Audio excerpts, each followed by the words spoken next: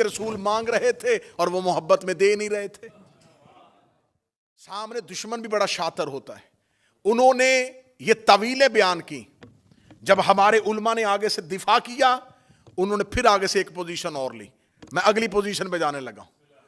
اب میں اگلے مورچوں پہ آ گیا ہوں. اب اگلے مورچے پہ حملہ ہم پہ کیا ہوا؟ اچھا آپ شیعوں کو بڑی تکلیف ہوئی کہ نہیں دیا انہوں نے کاغذ قلم, تو علی دے دیتے. علی دے دیتے. اچھا یہ حکمت مجھے آج تک سمجھ میں نہیں آئی کہ جواب دینے کی بجائے فوراً کہتے ہیں علی نے کیوں نہیں کیا, علی نے تلوار کیوں نہیں اٹھائی, علی نے یہ کام کیوں نہیں کیا, علی نے یہ کام کیوں نہیں کیا. اچھا چلے آئیں. کہتے ہیں جی کہ اس وقت ایک ترک ہے بخاری کا, جس میں اس نے لکھا ہے کہ اس وقت حجرے میں صحابہ اور اہل بیت, لیکن جو ہمارے محدثین نے بتایا انہوں نے کہا وہ اہل بیت سے مراد اہل کسان نہیں, بلکہ اہل بیت سے مراد جو گھر میں لوگ رہتے تھے وہ اس وقت حجرے میں موجود تھے. ان میں ازواج بھی ہو سکتی ہیں, اور نبی کی 2 بیویوں کا وہاں پر ہونا اس حدیث میں ظاہر ہو رہا ہے, کیونکہ اس کی اگلی روایت جو ہے اس کے آگے جو چلتی ہے اس میں بیان ہو رہا ہے ان 2 نبی کی بیویوں کا وہاں پر موجود ہونا. تو ہمارے محدثین نے لکھا کہ وہ اگر گھر والوں کی وجہ سے ہے, یہاں پر علی موجود نہیں ہے. چلیں مان لیا تم کہتے ہو کہ علی کو دے دینا چاہیے تھا. رسول نے اگر علی سے مانگا ہوتا, سر نہیں ہلائیے گا میں دفاع کر رہا ہوں تمہارے مذہب کا, رسول نے جب جہاں جہاں حکم دیا علی کا نام لے کے دیا. یا علی خیبر میں جائیے, یا علی بستر پہ سوئیے, یا علی سورہ برات کی تبلیغ کے لیے جائیے. رسول جب بھی حکم علی کو دیتے تھے تو مخاطب کر کے دیتے تھے. یہاں پر تو رسول نے یہ نہیں کہا اے علی مجھے کاغذ قلم دیجئے. کہتے جی اچھا اگر علی کو نہیں دیا تو موجود تو تھے نا, تو جب سب موجود تھے تو اس کا مطلب پھر علی کو دے دینا چاہیے تھا. علی کا نام نہیں لیا تو جس کا آپ انکار کر رہے ہیں اس کا بھی نام نہیں لیا. اچھا اس کا بھی انکار میں نام نہیں لیا. تو اب آیا ہے خود اپنے ہی جال میں سیا کہ جب رسول نے اتنے حجرے میں لوگوں میں کسی ایک کا نام نہیں لیا تھا تو جواب ایک نے کیوں دیا؟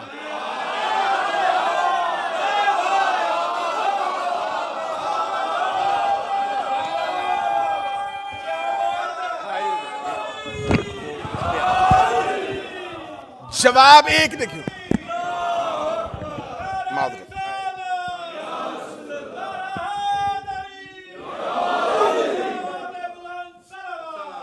اللہم صلی علی محمد.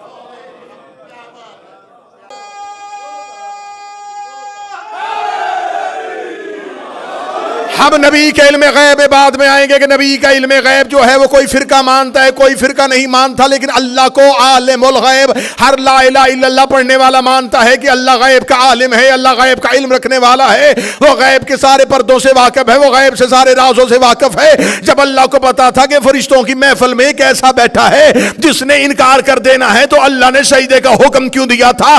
اللہ کو پتا تھا کہ اس کے دل میں آدم کا بغض ہے, اس کے دل میں آدم کے لیے نفرت ہے. اللہ کو پتا تھا کہ جب تک میں آدم کی خلافت کا اعلان نہیں کروں گا اس کی دل کی منافقت زبان پہ نہیں آئے گی. اللہ نے آدم کی خلافت کا اعلان کیا تاکہ منافقت باہر آئے. نبی نے کاغذ قلم مانگا تاکہ منافقت باہر آئے.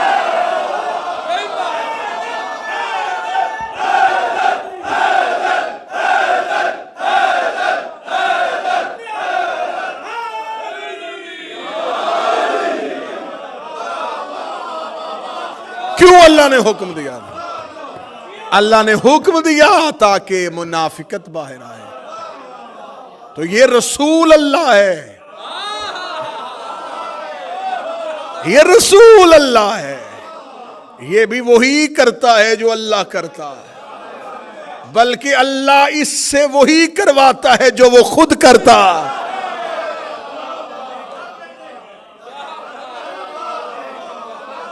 اللہ نے کیا تھا تاکہ منافقت باہر آئے، نبی نے بھی کیا تاکہ منافقت باہر آئے۔ اللہ سجدے کا حکم نہ دیتا، حسینیہ بریڈ فورڈ گرد و نواح والو، برطانیہ والو، جملہ بہت مشکل سے قبول ہونے والا لیکن کرنا۔ اللہ اگر حکم آدم کے سجدے کا نہ دیتا تو آج تک شیطان بھی علیہ السلام ہوتا۔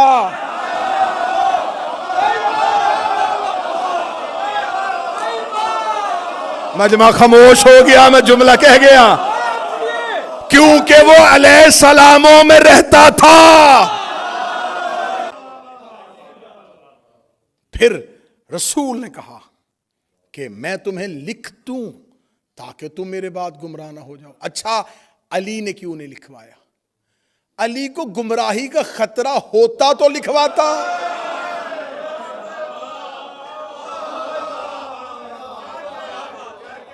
لکھوا لیتے، علی تم لکھو قرآن کی حاشیے میں کہ علی کو گمراہی کا اندیشہ تھا۔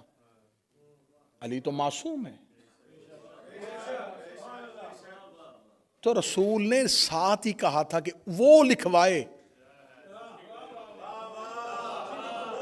جس نے بعد میں گمراہ ہونا ہے۔ سر نہ ہلانا، زبان سے بولنا، میں محنت کر کے پڑھ رہا ہوں، تم علی کی بات کرتے ہو۔ سلمان نے بھی نہیں لکھوایا، عمار نے بھی نہیں لکھوایا، مقداد نے بھی نہیں لکھوایا۔ جب ڈاکٹر نسخہ لکھتا ہے تو بیمار ہاتھ آگے کرتا ہے۔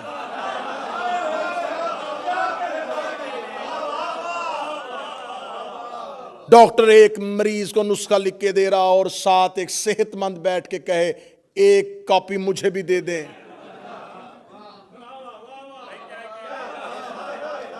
یا وہ کھانستا ہوا مریض اس صحت مند سے کہہ دے اچھا موقع ہے، لکھ رہا ہے تو بھی لکھوا لے، وہ کہے گا میں لکھواؤں کیوں، مجھے مرض ہی کوئی نہیں۔ اب میں جو حدیث آپ کے سامنے پڑھنے لگا ہوں، اس حدیث کو پھر بخاری نے 6576 پہلا نمبر، 2367 دوسرا نمبر، 6582 تیسرا نمبر، 6585 6586 پہ بھی یہی، 6587 پہ بھی یہی، 7048 پہ بھی یہی، 7049 پہ بھی یہی، اور 7051 پہ بھی یہی۔ یہ اگلی حدیث میں پڑھنے لگا ہوں۔ پہلی اتر گئی جی؟ کیا بات ہے، بہترین اتری، کیا بات۔ رسول نے کہا لکھ دیں، انہوں نے کہا ہمیں نہیں لکھوانا۔ کیوں؟ حسبنا کتاب اللہ، ہمیں اللہ کی کتاب کافی۔ رسول نے ایک حدیث کہی ہے انی تارکن فیکم الثقلین، میں تمہارے درمیان دو چیزیں چھوڑ کے جا رہا ہوں، کتاب اللہ و اطرتی اہل بیت، ایک اللہ کی کتاب اور ایک میری اطاعت۔ اس حدیث کو بدلا نہیں، رسول نے کہا میں قرآن چھوڑ کے جا رہا ہوں اور سنت چھوڑ کے جا رہا ہوں۔ اچھا، رسول چیزیں دو چھوڑ کے جا رہے، قرآن اور سنت، اور جو حجرے میں شخص کھڑا ہے وہ کہہ رہا ہے ہمیں صرف قرآن چاہیے۔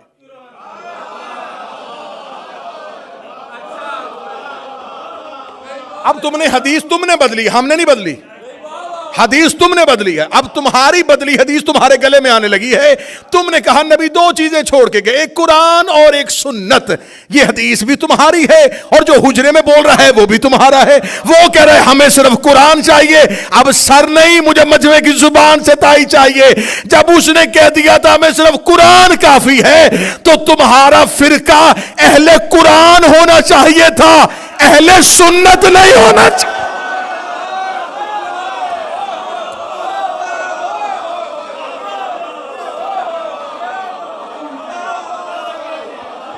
فرقے کا نام ہونا چاہیے تھا فرقہ اہل قرآن۔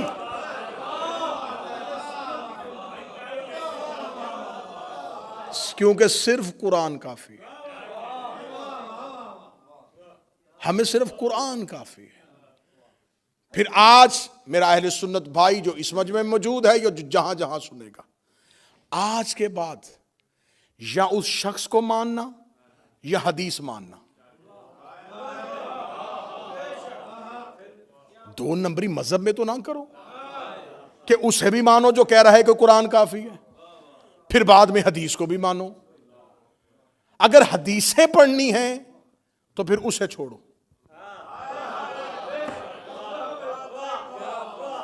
اگر اس کی فرما برداری کرنی ہے، اسے ماننا ہے، اس پر یقین رکھنا ہے، پھر احادیث کا انکار کرو، کیونکہ اس نے مجمع عام میں کہا ہے کہ حسبنا کتاب اللہ، ہمیں اللہ کی کتاب کافی ہے۔ دوسری حدیث میں نے پھر اس کے جو سارے نمبر نوٹ کروا دیے، یہ حدیث پھر بخاری میں آ گئی۔ اس حدیث کو کہا جاتا ہے عمران بھائی حدیث حوض، دو عمران اکٹھے اور تذکرہ آل عمران کا۔ دوسری جگہ پہ حدیث آئی حدیث حوض۔ اس حدیث کے 4 ترک ہیں، 5 راوی ہیں، مختلف اسناد کے ساتھ اس کو نقل کیا گیا۔ اس میں لکھا گیا کہ رسول اللہ خود بیان کرتے ہیں کہ قیامت والے دن میں حوض کوثر پہ ہوں گا، یا کچھ میرے اصحاب میں سے کچھ لوگوں کو لایا جائے گا، جو ہی وہ میرے قریب آنے لگیں گے تو فرشتے ان کو حوض کوثر سے ایسے ہٹائیں گے جیسے اجنبی اونٹ کو کھیت سے نکالا جاتا ہے، وہ انہیں ہٹائیں گے، دھکے مار کے ہٹائیں گے۔ ایک اجنبی اونٹ، یہ عرب کی مثال ہے کہ ایک چرتا ہوا اونٹ کسی کے کھیت میں چلا جائے تو وہ پلیز کہہ کے تو نہیں اسے نکالے گا، اس کسان کو کتنی تکلیف ہوگی جس کی فصل کو ایک آوارہ اونٹ آ جائے۔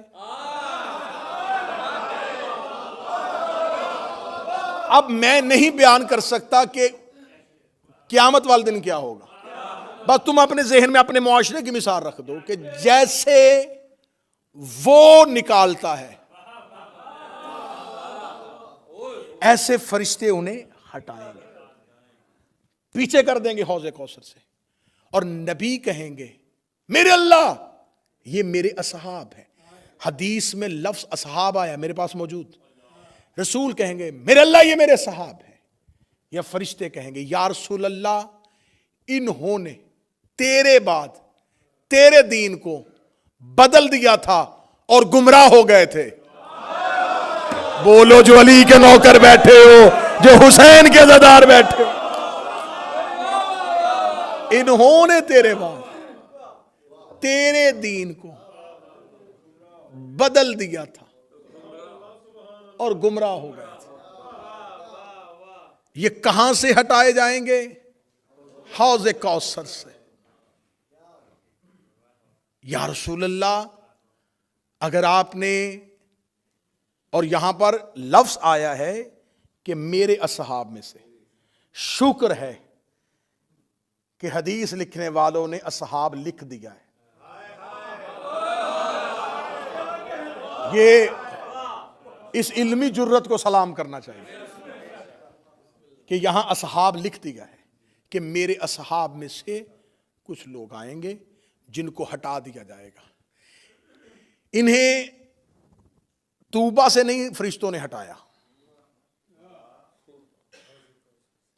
فرشتے پہنچاتے پہنچاتے انہیں حوض کوثر تک لے آئے۔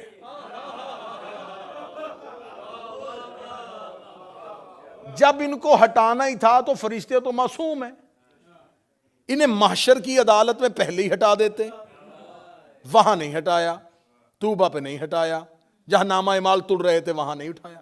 حوض کوثر آخری چیک پوسٹ ہے جنت کے باہر،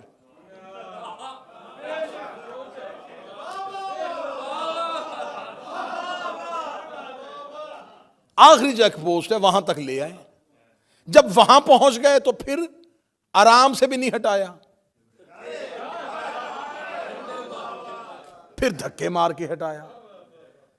تو میرے لگر ان کو ہٹانا ہی تھا، ان کو پہلی منزل سے ہٹاتا، دوسری منزل سے ہٹاتا، تیسری منزل سے ہٹاتا، انہیں حوض کوثر تک کیوں لے کے آیا؟ نبی نے کہا تھا انی تارک فیکم الثقلین، میں تمہارے درمیان 2 کراں قدر چیزیں چھوڑ کے جا رہا ہوں، ایک اللہ کی کتاب، دوسری میری اہل بیت۔ ان کے ساتھ متمسک رہنا، انہیں پکڑے رکھنا، یہ تمہیں حوض کوثر تک لے آئیں گے. ہائے ہائے ہائے ہائے.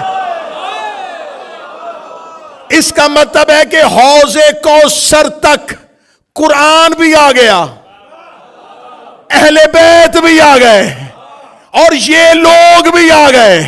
جب یہ لوگ حوض کوثر میں پہنچے تو قرآن بھی وہی کھڑا تھا, اہل بیت بھی وہی کھڑے تھے. جب قرآن اور اہل بیت کو دیکھا, فرشتوں نے انہیں فوراً ہٹانا شروع کر دیا. میرے لب دھکے مار کے کیوں ہٹایا؟ فرمایا اس لیے کہ اللہ قرآن میں وعدہ کر چکا ہے, انما یرید اللہ لیذھب عنکم الرجس. اہل بیت, اللہ تم سے ہر رجس کو دور ہٹا.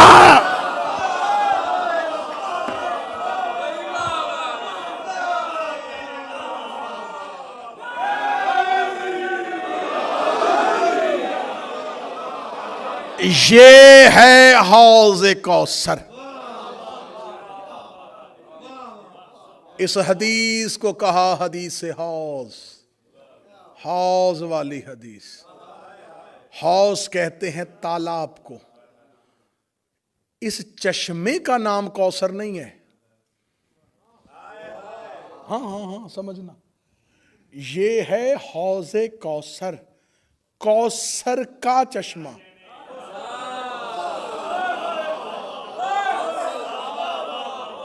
اس کا اپنا نام کوثر نہیں.